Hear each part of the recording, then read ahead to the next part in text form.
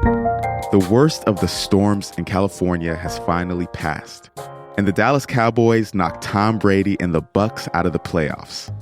That's some of what we'll get to on The 7 from The Washington Post. I'm Jeff Pierre. It's Tuesday, January 17th. Let's get you caught up with today's 7 stories. First up, the latest atmospheric river in the West tapered off last night. California will be getting some relief soon from what's been a devastating 3 weeks. One more storm system, a weak one, will hit the state tomorrow and Thursday. Around 24 trillion gallons of water have dropped on the state since last month. The catastrophic rain has caused floods, landslides, power outages, deaths, and a lot of damage across the state. Number 2, Ukraine is still reeling from a devastating attack on an apartment building. On Saturday, a missile strike killed at least 40 people in Dnipro.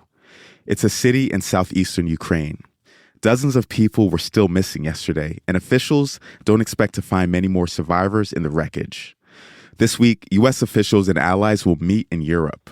Ukraine's request for more military help will likely be high on the agenda.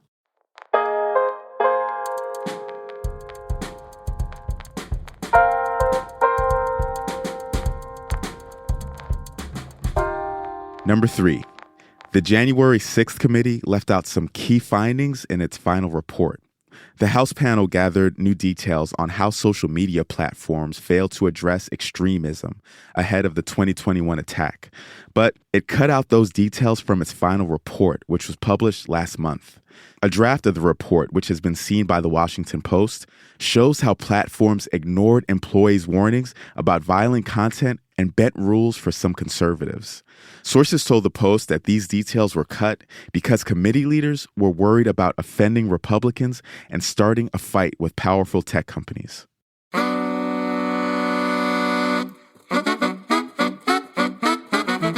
Number 4, China's population shrank for the first time in 60 years. The population fell by 850,000 people last year to a new total of 1.41 billion. That's the number announced by the Chinese government today. The birth rate also reached its lowest level on record. China has long been the world's most populous nation. It now faces a shrinking workforce that will struggle to support an aging population. Its decades of rapid economic growth could also be coming to an end.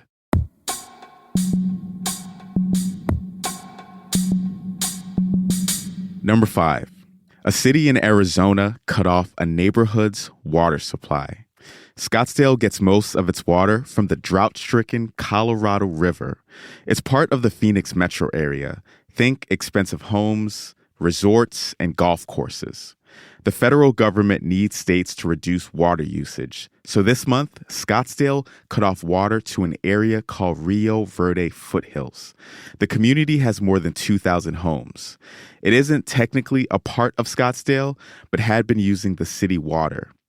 They're now relying on expensive water deliveries to survive. Some residents see themselves as the first domino to fall in the Colorado River crisis. Here's number 6. The Dallas Cowboys beat the Tampa Bay Buccaneers in the NFL playoffs. The Cowboys overwhelmed the Bucs last night. The final score was 31-14. Quarterback Dak Prescott threw 4 touchdown passes and ran for another score. He closed out the win with this touchdown pass to C.D. Lamb. Good protection and the pass wide open. Touchdown Lamb. A total breakdown in coverage.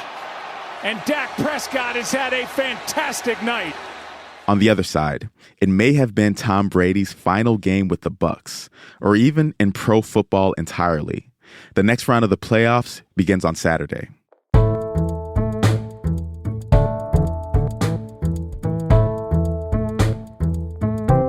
And number 7, a new strategy could help people with long COVID. The strategy is a lifestyle change called pacing.